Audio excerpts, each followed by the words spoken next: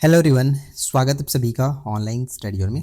आज हम इस वीडियो में बात करेंगे 100 मस्ट रीड टॉपिक्स के अंतर्गत टॉपिक नंबर 3, जिसमें देखने वाले हैं तंत्रिका तंत्र मस्तिष्क के बारे में। ठीक है, इससे पहले आपको दो टॉपिक मैंने दिया था, मानव पाचन तंत्र और परिसंचरण तंत्र, जिसमें हमने देखा था रक्त, हृदय, ब्लड ग्रुप, इन सभी चीज़ों के बारे में। और इसका प्लेलिस्ट बना हुआ है, आप प्लेलिस्ट के थ्रू जाकर के सभी वीडियो को देख सकते हैं अगर आपने बाकी के वीडियो नहीं देखा तो। 100 टॉपिक्स का जो है वो पीडीएफ मैंने अपने एप्लीकेशन पर बिहार एसआई के बैच में अपलोड कर दिया है। आप वहां से जाकर के पीडीएफ देख सकते हैं कि कौन कौन से टॉपिक आपको पढ़ने हैं। तो चलिए फिर स्टार्ट करते हैं और सभी प्रश्नों को आराम से देखते हैं। सबसे पहला प्रश्न है कि मस्तिष्क के संदर्भ में निम्नलिखित कथनों पर विचार करिए। तो मस्तिष्क के संदर्भ में पहला पॉइंट ये कह रहा है कि मनुष्य का मस्तिष्क अस्थियों के खोल क्रेनियम में बंद रहता है। तो बिल्कुल सही है कि मस्तिष्क जो होता है वो अस्थियों के खोल क्रेनियम में बंद रहता है, ये पॉइंट बिल्कुल करेक्ट है। सेकेंड पॉइंट है कि मनुष्य के मस्तिष्क का औसत वजन करीब 1400 ग्राम होता है, मतलब 1350-1400 ग्राम इस तरह से होता है।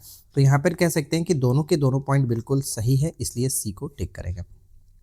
अब यहाँ पे कुछ एक्स्ट्रा एक्सप्लेनेशन की अगर हम बात करें तो ध्यान में रखिएगा कि जो ये क्रेनियम होता है वो क्या करता है कि एक मजबूत खोल सुरक्षित मतलब मजबूत खोल होता है जिसमें हमारा मस्तिष्क सुरक्षित रहता है, इसे बाहरी चोट और आघातों से बचाता है।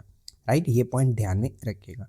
अच्छा, एक चीज़ और मैं आपको बता दूं, आगे प्रश्न देखने को मिलेगा कि पूछा था कि मानव मस्तिष्क का सबसे बड़ा जो भाग होता है वो कौन सा है? अनुमस्तिष्क। ठीक है, अनुमस्तिष्क। नेक्स्ट आता है कि तंत्रिका तंत्र की रचनात्मक और कार्यात्मक इकाई क्या होता है? तंत्रिका तंत्र की रचनात्मक और कार्यात्मक इकाई क्या है? तो ये है न्यूरॉन। ठीक है, न्यूरॉन, ऑप्शन बी को टिक करेंगे। फिर आता है सेरिब्रम। सेरिब्रम के कार्यों के बारे में दिए गए कथनों में असत्य कथन को पहचानें। सेरिब्रम के बारे में अगर बात करें तो ये मस्तिष्क का सबसे कम विकसित भाग है। जी नहीं, ये पॉइंट गलत है, क्योंकि सबसे विकसित भाग के रूप में जाना जाता है सेरिब्रम को। तो ये पॉइंट सबसे कम नहीं, सबसे ज़्यादा कह सकते हैं, सबसे ज़्यादा विकसित भाग है। ठीक है, विकसित भाग है, तो ये ध्यान रखिएगा, पहला पॉइंट गलत हो जाता है। सेकंड है कि यह बुद्धिमत्ता, स्मृति और चिंतन का केंद्र है, ये करेक्ट है। और ज्ञानेंद्रियों से प्राप्त प्रेरणाओं का विश्लेषण इसी भाग में होता है। यानी कहने का मतलब ये हुआ कि जैसे आँख, कान, नाक से प्राप्त संदेशों और प्रेरणाओं का जो विश्लेषण एवं समन्वय जो होता है वो इसी भाग में होता है। इस वजह से हम कह सकते हैं ये दोनों पॉइंट सही है। तो हमें बताना था असत्य क्या है, तो केवल और केवल एक असत्य है, इसलिए ऑप्शन ए को टिक करेंगे। राइट। नेक्स्ट आता है कि ईसीजी का प्रयोग किसकी गतिविधि दर्ज करने के लिए किया था? कई बार तो ईसीजी का फुल फॉर्म पूछा जाता है, इलेक्ट्रोइंसेफेलोग्राम होता है, ये ध्यान में रखिएगा, इलेक्ट्रोइंसेफेलोग्राम। और इसका जो संबंध होता है किसकी गतिविधि दर्ज करने के लिए, तो मस्तिष्क के लिए। ठीक है, और कल जो हमने वीडियो देखा था उसमें ईसीजी के बारे में हमने बात किया था, जो कि हृदय से संबंध रखता है, ये ध्यान रखिएगा, हृदय से। अब यहाँ पे देखिए, जो ये ईईजी होता है, इसका जो मेन कार्य होता है, यह एक परीक्षण है जिसका उपयोग मस्तिष्क की विद्युत गतिविधि यानी इलेक्ट्रिकल एक्टिविटी को मापने और रिकॉर्ड करने के लिए किया जाता है। मस्तिष्क की कोशिकाएं यानी न्यूरॉन्स हर समय विद्युत आवेगों के माध्यम से एक दूसरे में संचार करती है, जिन्हें हम ईईजी द्वारा दर्ज किया जाता है। इसका अगर उपयोग की बात करें तो ध्यान में रखिएगा, इसका मुख्य रूप से मिर्गी, नींद के विकार, मस्तिष्क ट्यूमर और सिरों की चोट के निदान के उपयोग में किया जाता है। तो फिर करेक्ट आंसर ऑप्शन सी होगा। अगला प्रश्न आता है कि मस्तिष्क के मध्य और पश्च भाग के कार्यों के संदर्भ में कौन सा युग्म सही सुमेलित बताइए है? सही सुमेलित है तो कार्पोरा क्वाड्रिजेमिना जो होता है वो दृष्टि एवं श्रवण शक्ति नियंत्रण का केंद्र माना जाता है। सेरिब्रम पेडिकल की बात करें तो मस्तिष्क को मेरुरज्जु से जोड़ता है। ये दोनों के दोनों पॉइंट बिल्कुल सही है, इसलिए हम यहाँ पे सी को टिक करेंगे, दोनों पॉइंट करेक्ट हो जाता है, याद रखिएगा, इंपॉर्टेंट है। नेक्स्ट पॉइंट पे आते हैं कि शरीर का संतुलन बनाए रखने के लिए कौन सा भाग उत्तरदायी है? शरीर का संतुलन बनाए रखने के लिए कौन सा भाग जरूरी है? तो ये है अनुमस्तिष्क यानी सेरिबेलम। ठीक है, सेरिबेलम। इसके बाद नेक्स्ट आता है कि अनुकंपी तंत्र के प्रभाव के संदर्भ में निम्नलिखित में से कौन सा सही है? अनुकंपी तंत्र, तो देखिए, अच्छा, यहाँ पे अगर हम आगे बढ़ने से पहले थोड़ा सा एक्सप्लेनेशन की अगर हम बात करें तो जैसे कि देखिए, अनुमस्तिष्क जो हमने बात किया यानी कि सेरिबेलम की बात किया, यह एक पश्च मस्तिष्क का एक हिस्सा होता है। इसका मुख्य कार्य होता है शरीर का संतुलन बनाए रखना और ऐच्छिक पेशियाँ यानी अ, जो वॉलंटरी जो मसल्स होते हैं उनके संकुचन पर नियंत्रण करना होता है। यह चलने, दौड़ने, सटीक शारीरिक गतिविधियों के लिए उत्तरदायी होता है। राइट। अच्छा, यहाँ पे अगर हम प्रमस्तिष्क की बात करें तो ध्यान रखिएगा, प्रमस्तिष्क ये बुद्धिमत्ता, स्मृति और चिंतन का केंद्र होता है, जिसे सेरिब्रम कहते हैं, और ये सबसे विकसित भाग होता है, सबसे विकसित भाग होता है। राइट, विकसित भाग। इसके बाद नेक्स्ट अगर थैलेमस की बात करें तो थैलेमस में क्या होता है कि यह ठंड, दर्द और गर्म पहचानने का कार्य करता है। और हाइपोथैलेमस बहुत इंपॉर्टेंट है, इसे याद रखिएगा कि यह भूख, प्यास, ताप नियंत्रण और प्यार, घृणा जैसी संवेदनात्मक क्रियाओं का केंद्र के रूप में माना जाता है। अगर आपसे पूछे कि मानव शरीर में तापमान का नियंत्रण कौन करता है तो वो है हाइपोथैलेमस। ठीक है, हाइपोथैलेमस तापमान का नियंत्रण। मैं लिख देता हूँ तापमान नियंत्रण। राइट। तो ये सारी चीज़ें ध्यान रखिएगा, इससे कई सारे प्रश्न बनते हैं। फिलहाल यहाँ पर करेक्ट आंसर ऑप्शन बी हो जाता है। चलिए अगला प्रश्न है कि अनुकंपी तंत्र के प्रभाव के संदर्भ में निम्नलिखित में से कौन सा सही है। तो हमें एक एक करके देखते हैं। पहला पॉइंट ये कह रहा है कि यह आँख की पुतली को फैलाता है। देखिए, अनुकंपी तंत्र जो होता है आपातकालीन स्थितियों जैसे डर, क्रोध या फिर संकट में सक्रिय होता है, और यह आँख की पुतली को फैला देता है ताकि अधिक प्रकाश अंदर जा सके और दृष्टि बेहतर हो सके, यानी पहला पॉइंट करेक्ट है। सेकेंड पॉइंट की बात करें तो यह रुधिर में शर्करा के स्तर को कम करता है। जी नहीं, ये पॉइंट गलत होगा, क्योंकि अनुकंपी तंत्र रुधिर में शर्करा के स्तर को बढ़ाता है, ना कि कम करता है।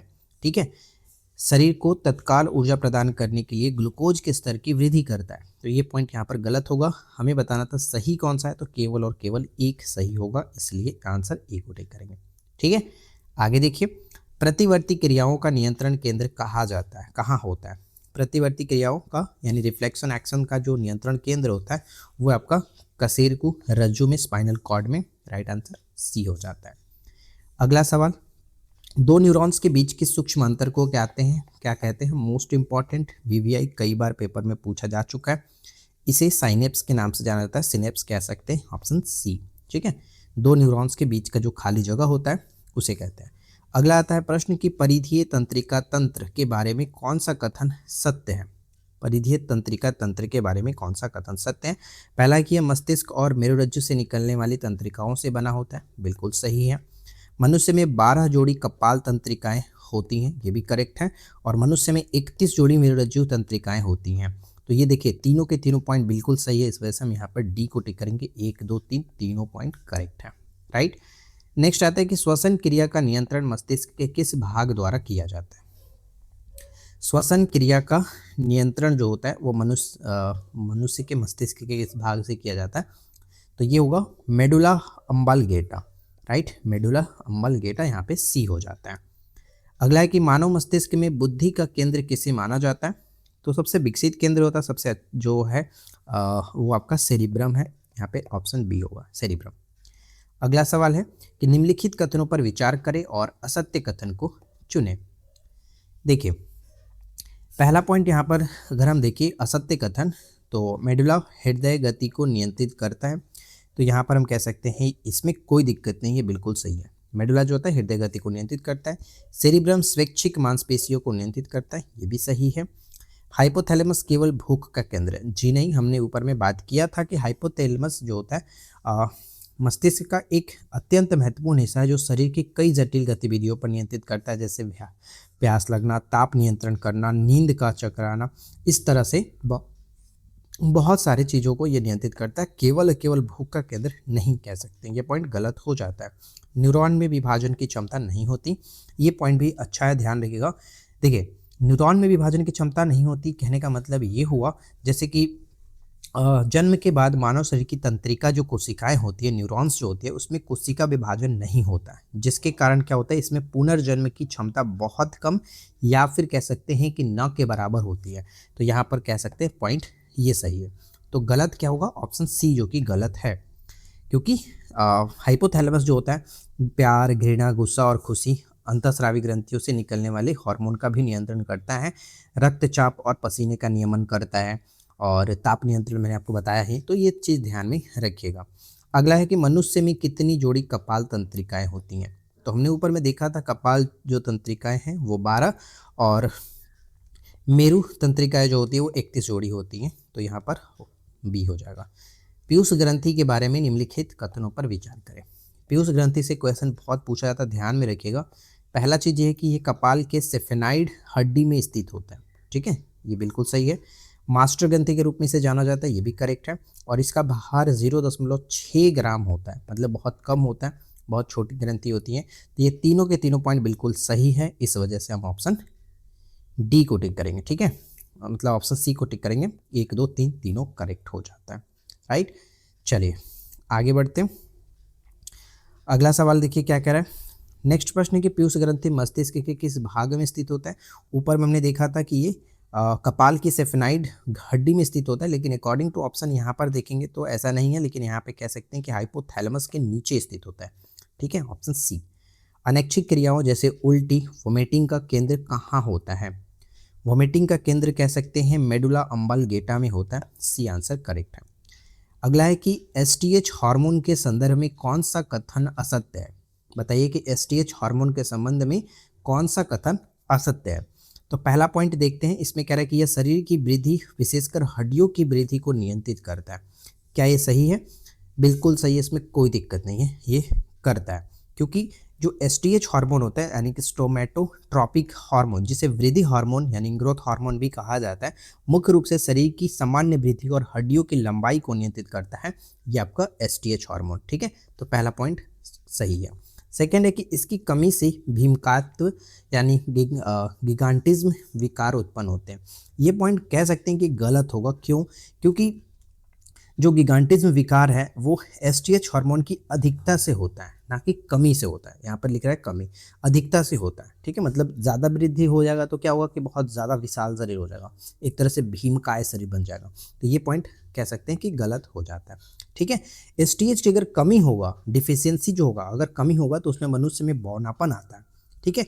एसटीएच की अधिकता से बच्चों में भी मतलब भीमकायत्व या फिर कह सकते हैं गिगांटिज्म और वयस्कों में एक्रोमीगली जैसे विकार उत्पन्न होते हैं, जिससे शरीर की लंबाई सामान्य से बहुत अधिक बढ़ जाती है।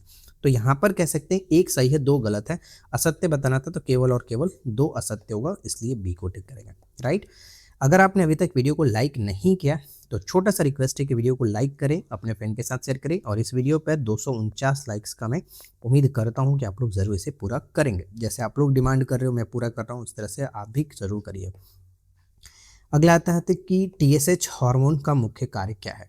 अब ये टीएसएच हार्मोन क्या होता है, इसे याद रखना है, समझना है। टीएसएच हार्मोन को मतलब कहते हैं थायराइड स्टिमुलेटिंग हार्मोन, ठीक है।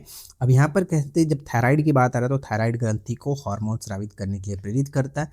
ये इसका मुख्य कार्य, ऑप्शन सी को टिक करेंगे। ये पीयूष ग्रंथि के अग्रभाग द्वारा स्रावित होता है। इसका प्राथमिक कार्य होता है कि थायराइड ग्रंथि को थायरॉक्सिन जैसे हार्मोन बनाने और स्रावित करने के लिए उत्तेजित करना होता है, राइट। अच्छा, पहला पॉइंट की अगर हम बात करें इसमें तो जनन अंगों के कार्यों का नियंत्रण, ध्यान रखिएगा, जनन अंगों के कार्यों का नियंत्रण जीटीएच यानी कि गोनाडोट्रोपिक हार्मोन के द्वारा होता है। यहाँ पर मैं लिख देता हूँ, जीटीएच हार्मोन के द्वारा होता है, राइट, ये काम। और सेकंड की बात करते हैं, एड्रिनल कॉर्टेक्स के स्राव को नियंत्रित करता है, ये करता है एसीटीएच हार्मोन। एसीटीएच हार्मोन करता है शरीर की लंबाई को बढ़ाना, तो एसटीएच हार्मोन हमने ऊपर में देखा ही था। तो कुल मिलाकर सही आंसर ऑप्शन सी बनेगा। अगला सवाल देखिए, अल्जाइमर रोग में मानव शरीर का कौन सा अंग प्रभावित होता है। अल्जाइमर से जो प्रभावित होता है वो है मस्तिष्क, ऑप्शन बी। तंत्रिका तंत्र का कौन सा भाग लड़ो या फिर उड़ो प्रतिक्रिया के लिए जिम्मेदार है। फाइट और फ्लाइट, लड़ो या फिर उड़ो हार्मोन अगर हम देखें, मतलब तंत्रिका का कौन सा भाग लड़ो या फिर उड़ो प्रतिक्रिया के लिए जिम्मेदार होता है, ऑप्शन ए। अनुकंपी तंत्रिका तंत्र, ऑप्शन ए होगा। निम्नलिखित में से कौन सा न्यूरोट्रांसमीटर है। सबसे पहले तो हमें यह समझना होगा कि न्यूरोट्रांसमीटर क्या होता है। ये शरीर के रासायनिक संदेश वाहक यानी कि केमिकल मैसेंजर होते हैं। इनका मुख्य कार्य तंत्रिका कोशिकाओं के बीच संकेतों को एक साइनेप्स हमने क्या बताया था, दो को न्यूरॉन्स के बीच का जो जगह है यानी एक साइनेप्स के माध्यम से प्रसारित करना होता है, उसे हम लोग न्यूरोट्रांसमीटर कहते हैं। और इसमें यह काम आता है डोपामाइन। डोपामाइन इसे अक्सर फील गुड हार्मोन के नाम से भी जाना जाता है। यह मस्तिष्क में खुशी, प्रेरणा और स्मृति जैसी गतिविधियों में महत्वपूर्ण भूमिका निभाता है। राइट, तो यहाँ पर हम बी को टिक करेंगे। अगला है कि लड़ो और उड़ो हार्मोन किस ग्रंथि से स्रावित होने वाला हार्मोन कहा जाता है? और ये बहुत अच्छा सवाल है, एकदम वीवीआई प्रश्न है। तो ये एड्रिनल ग्रंथि से निकलता है, सी करेक्ट बनेगा। मस्तिष्क को घेरने वाली झिल्लियों को क्या कहा जाता है? ध्यान रखिएगा, मस्तिष्क को घेरने वाली जो झिल्ली होती है उसे हम लोग कहते हैं मेनिंजेंस। मेनिंजेंस कहा जाता है, ऑप्शन बी मेनिंजेंस कहते हैं। अच्छा, सबसे पहले तो यहाँ पे हमें कुछ चीज़ें समझना होगा कि हमारा मस्तिष्क और मेरुरज्जु यानी स्पाइनल जो कॉर्ड होता है सुरक्षात्मक झिल्लियों की 3 परतों से घिरे होते हैं, जिन्हें सामूहिक रूप से मेनिंजेंस कहा जाता है। अब ये मस्तिष्क को बाहरी झटकों या फिर कह सकते हैं कि संक्रमण से बचाने का कार्य करते हैं, जिसमें परत होती है, परत बाई परत होता है। अगर हम लेयर की बात करें तो ये 3 लेयर इस तरह से होता है। पहला लेयर जो होता है जिसे हम लोग कहते हैं ड्यूरा मैटर, ठीक है, ड्यूरा मैटर का नाम ड्यूरा मैटर कहा जाता है। सेकेंड जो लेयर होता है उसके हम लोग कहते हैं एरेनॉइड, ठीक है, एरेनॉइड कहा जाता है, जिसमें मकड़ी की जाल के जैसी संरचना होती है। और तीसरा जो होता है उसे हम लोग कहते हैं पिया मैटर, ठीक है,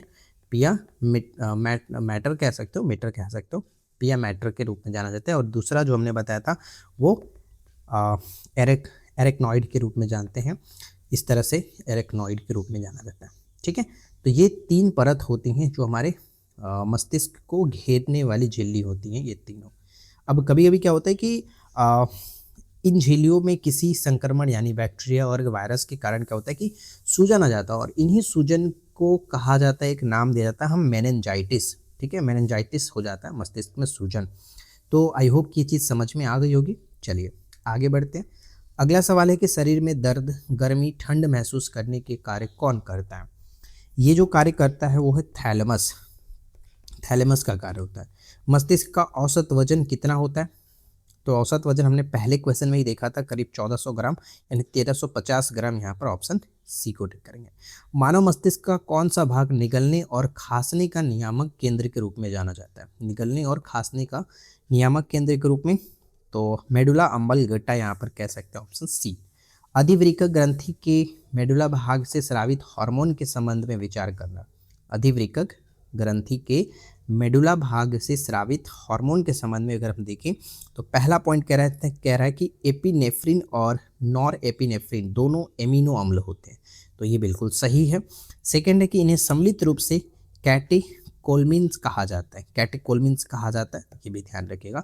अब कभी कभी होता है कि कैटेकोल्मिन्स का संबंध निम्नलिखित में से किस ग्रंथि से है, ऐसे पूछा जा सकता है, तो अधिवृक्क ग्रंथि, ये ध्यान में रखेंगे। तो कह सकते हैं दोनों के दोनों कथन बिल्कुल सही है, सी आंसर बनेगा। नेक्स्ट आता है कि मेनिंजाइटिस रोग किसे प्रभावित करता है? ऑलरेडी हमने ऊपर में आपको बताया था कि मस्तिष्क की 3 झिल्लियां होती हैं, मस्तिष्क को घेरने वाली 3 झिल्लियां होती है, और तीनों झिल्लियों में अगर किसी ना किसी प्रकार से सूजन आ जाता है उस बीमारी को कहते हैं मेनिंजाइटिस। तो ऑप्शन बी बिल्कुल सही होगा। अगला सवाल देखिए, हृदय स्पंदन एकाएक रुक जाने पर उसे पुनः चालू करने का कौन सा हार्मोन सहायक होता है? तो इसमें होता है एपिनेफ्रिन, एपिनेफ्रिन ऑप्शन बी। शराब के सेवन से मस्तिष्क का कौन सा भाग सबसे पहले प्रभावित होता है? देखिए, शराब पीने से मस्तिष्क के सभी भाग लगभग प्रभावित होते हैं, कम ज़्यादा करके, लेकिन सबसे पहले जो प्रभावित होता है वो आपका है सेरिबेलम, ठीक है, सेरिबेलम सबसे पहले प्रभावित होता है। शराब के सेवन के बाद यह मस्तिष्क का वह हिस्सा होता है जो सबसे पहले और सबसे स्पष्ट रूप से प्रभावित होता है, क्योंकि सेरिबेलम का मुख्य कार्य शरीर का संतुलन यानी बैलेंस करना, मांसपेशियों का समन्वय और सटीक शारीरिक गतिविधियां बनाना। इसलिए शराब पीने के बाद व्यक्ति लड़खड़ाने लगता है और उसकी चाल अस्थिर हो जाती है, क्योंकि जो शरीर को बैलेंस करके रखता है, शरीर को चलने में और मतलब अच्छे तरीके से बैलेंस करने में काम आता है, वो है सेरिबेलम, और वही सबसे पहले प्रभावित हो जाता है, इस वजह से ऐसा होता है। तो यहाँ पर कह सकते हैं ऑप्शन बी करेक्ट होगा। साथ ही साथ अगर देखिए कि सेरिब्रम जो है, मतलब मस्तिष्क का सबसे विकसित भाग के रूप में जाना जाता है सेरिब्रम, ऐसा नहीं कि ये प्रभावित नहीं होता है, शराब का असर यहाँ भी होता है। जिससे क्या होता है कि निर्णय लेने की जो क्षमता होती है, क्योंकि बुद्धि स्मृति जो केंद्र होता है वो यही होता है, तो निर्णय लेने की क्षमता, तर्क शक्ति और व्यवहार पर नियंत्रण कम हो जाता है, जिससे क्या होता है कि संतुलन बिगड़ने की क्रिया सबसे पहले दिखाई देने लगती है। और अगर मेडुला की बात करें तो ये भी प्रभावित होता है। अधिक शराब अगर पीता है कोई, मतलब अधिक शराब का सेवन करने किया जाता है तो मेडुला को प्रभावित कर सकता है, जो श्वसन और हृदय गति जैसी जीवन रक्षक क्रियाओं को रोक सकता है, जिससे मृत्यु हो जाता है। तो फिलहाल यहाँ पर पूछा गया था सबसे पहले प्रभावित, इसलिए ऑप्शन बी होगा। एड्रीनलिन की बात करें तो एड्रीनलिन हार्मोन के संबंध में निम्नलिखित कथनों पर विचार करें। देखिए, अब यहाँ पर पहला पॉइंट ये कह रहा है कि यह क्रोध, भय और खतरे के समय अधिक मात्रा में उत्सर्जित करता है, लड़ो या हुड़ो हार्मोन, वह सब जानते हैं, तो ये पॉइंट करेक्ट है। यह स्तनधारियों में हृदय स्पंदन की वृद्धि करता है, ये भी करेक्ट है, तो सी को टिक करेंगे। एक और दो दोनों सही है। अगला है कि सेरिबल जो पालसी है, सेरिब्रल पालसी एक मस्तिष्क विकार है जो सामान्यतः पाया जाता है। ये विकार हमें सामान्यतः कहाँ देखने को मिलता है, तो छोटे बच्चों में, ठीक है, छोटे बच्चों में, ऑप्शन सी। स्मृति की हानि किस बीमारी का मुख्य लक्षण होता है? स्मृति का बीमारी जो है वो किस में होता है, तो ये हमें देखने को मिलता है अल्जाइमर रोग में। अल्जाइमर में ऐसा देखने को मिलता है, मेमोरी लॉस का। नेक्स्ट आता है कि मस्तिष्क का वह भाग जो भावनात्मक क्रियाओं यानी इमोशनल रिएक्शन को नियंत्रित करता है, वो कौन सा है? तो वो आपका है limbic system. Limbic system, option A, ठीक है, लिम्बिक सिस्टम। नेक्स्ट है कि न्यूरॉन के ऊपर पाई जाने वाली वसायुक्त परत को क्या कहते हैं? न्यूरॉन के ऊपर पाई जाने वाली वसायुक्त जो परत होता है उसे हम लोग नाम दिए हैं माइलिन सिथ के नाम से जाना जाता है, myelin sheath, option A. Pons मस्तिष्क के किस मुख्य भाग का हिस्सा है? ये कई बार प्रश्न पहले पूछा जाता था। पोन्स मस्तिष्क की किस भाग का हिस्सा है? तो ये आपका पश्च मस्तिष्क का हिस्सा है, हिंड ब्रेन का हिस्सा है, ऑप्शन सी होगा।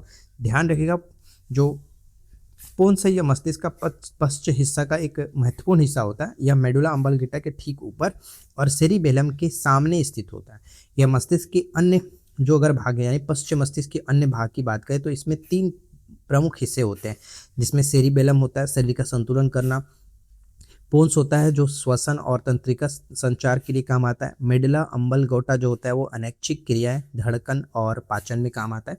ये सारी चीज़ें जो भी मैं आपको एक्सप्लेनेशन करता हूँ, ये सारी चीज़ें आपको पीडीएफ में देखने को मिलेगा, ठीक है। पीडीएफ अगर आपको चाहिए तो वो मैंने आपको ऑलरेडी बताया कि बिहार एसआई का जो हमारा एप्लीकेशन पर सिलेक्शन बैच है, सिलेक्शन बैच के अंतर्गत सारी पीडीएफ, सारा नोट्स आपको देखने को मिल जाएगा। तो अगर आप पीडीएफ चाहते हैं एक्सप्लेनेशन के साथ, आंसर के साथ, तो आप इस बैच को जाकर के एप्लीकेशन पर ज्वाइन कर सकते हो, जिसका लिंक मैंने नीचे डिस्क्रिप्शन में दिया हुआ है। अगला है कि मानव मस्तिष्क का कौन सा भाग प्यास और तृप्ति के केंद्रों को धारण करता है? तो यहाँ पे कह सकते हैं ऑप्शन बी, हाइपोथैलेमस। हाइपोथैलेमस, यहाँ पर ऑप्शन बी को टिक करेंगे, ठीक है। चलिए अगला प्रश्न क्या आता है। नेक्स्ट कह रहा है कथन 1, मेरुरज्जु प्रतिवर्ती क्रियाओं को नियंत्रित करता है कौन? तो यहाँ पे मेरुरज्जु प्रतिवर्ती क्रियाओं को नियंत्रित करता है, तो ये पॉइंट बिल्कुल सही है, ध्यान में रखिएगा। और सेकंड पॉइंट है कि मेरुरज्जु मस्तिष्क को आने जाने वाले आवेगों का मार्ग प्रदान करता है, तो यहाँ पर दोनों के दोनों पॉइंट बिल्कुल सही होगा, इसलिए कह सकते हैं ऑप्शन सी बिल्कुल सही है। इसे ध्यान में रखेंगे, इंपॉर्टेंट हो जाता है। चलिए आगे बढ़ते हैं। अगला सवाल कह रहा है कि पार्किंसंस जो रोग है किसके उत्पादन में कमी का कारण होता है? तो पार्किंसंस जो रोग है वो डोपामाइन के उत्पादन में कमी होने लगता है। एक्चुअली देखिए, यह केंद्रीय तंत्रिका तंत्र यानी सेंट्रल नर्वस सिस्टम का एक प्रगतिशील विकार होता है, जो मुख्य रूप से शरीर की गतिविधियां, मूवमेंट को प्रभावित करता है। यह मस्तिष्क के एक विशिष्ट क्षेत्र है जिसे हम लोग कहते हैं सबस्टेना नियाग्रा, ठीक है, सबस्टेना नियाग्रा के रूप में जाना जाता है। उसमें क्या होता है कि तंत्रिका कोशिकाओं के नष्ट होने के कारण ऐसा होता है, डोपामाइन में कम रिलीज होना। तो ये पॉइंट ध्यान में रखिएगा, पार्किंसंस रोग, ऑप्शन बी करेक्ट हो जाता है। सबसे लंबी तंत्रिका कोशिका कौन सी है? तो न्यूरॉन सबसे लंबी कोशिका तंत्रिका है। मस्तिष्क का सबसे बाहरी परत क्या होता है? तो हमने ऊपर में देखा था कि मस्तिष्क को घेरने वाली 3 झिल्लियां होती हैं, जिसमें सबसे पहला होता है आपका ड्यूरामीटर, ठीक है, सबसे पहला ड्यूरामीटर होता है। सेकंड नंबर पे आता है एर्कानॉइड, हमने बात किया था, ये सेकंड मतलब कह सकते हो ये आपका बीच का झिल्ली होता है, और सबसे अंदर में जो झिल्ली होता है वो पिया मेटर होता है। तो कुल मिलाकर अगर हम देखें तो यहाँ पे हमारा सही आंसर है सबसे बाहरी झिल्ली कौन सी, बाहरी परत कौन सी है, तो ड्यूरामीटर ऑप्शन ए होगा। आंख की पुतली का फैलना किस तंत्रिका तंत्र का कार्य होता है, तो ये ऑलरेडी हमने ऊपर में देखा था, अनुकंपी। ठीक है, अनुकंपी ऑप्शन ए। मस्तिष्क का कौन सा हिस्सा स्पर्श और दबाव की संवेदना प्राप्त करता है, मस्तिष्क का कौन सा हिस्सा स्पर्श और दबाव की संवेदना प्राप्त करता है, तो राइट आंसर बन जाएगा ऑप्शन ए, पेरिएटल लोब।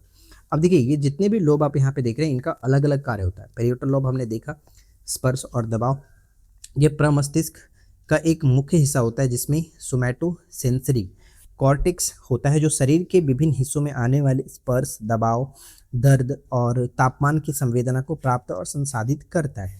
अब यहाँ पर अगर हम देखें सेकंड वाला पॉइंट जिसमें बात करते हैं ऑक्सीपिटल लॉब, इसमें क्या होता है कि ये मुख्य रूप से दृष्टि यानी विजन और विजुअल प्रोसेसिंग के लिए उत्तरदायी होता है। फ्रंटल लोब की बात करें तो यह निर्णय लेने, व्यक्तित्व, समस्या समाधान और स्वैच्छिक मांसपेशियों की गति को नियंत्रित करता है, फ्रंटल लोब। और टेम्पोरल लोब की बात करें तो इसमें क्या होता है कि यह मुख्य रूप से सुनने, भाषा समझने और स्मृति के लिए जिम्मेदार होता है।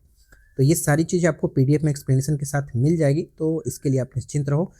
फिलहाल उम्मीद करता हूँ कि वीडियो आप लोगों को पसंद आया होगा। पसंद आया तो लाइक एंड शेयर जरूर करिएगा। 249 लाइक्स का मैंने टारगेट आज के इस वीडियो में रखा है। और चलते चलते क्यूज का क्वेश्चन है कि मानव मस्तिष्क का सबसे विकसित भाग कौन सा है, फटाफट नीचे कमेंट करके बताइएगा सही आंसर क्या बनेगा। और जितने लोग यहाँ तक वीडियो देखे हैं जय हिंद ज़रूर लिख करके जाना, ताकि मुझे पता चले कि कुछ लोग हैं जो कि वीडियो को एंड तक देखते हैं। ठीक है, तो आज के इस वीडियो में इतना ही फ्रेंड्स, मिलते हैं नेक्स्ट वीडियो में नए टॉपिक के साथ। Thanks for watching, keep learning, have a good day.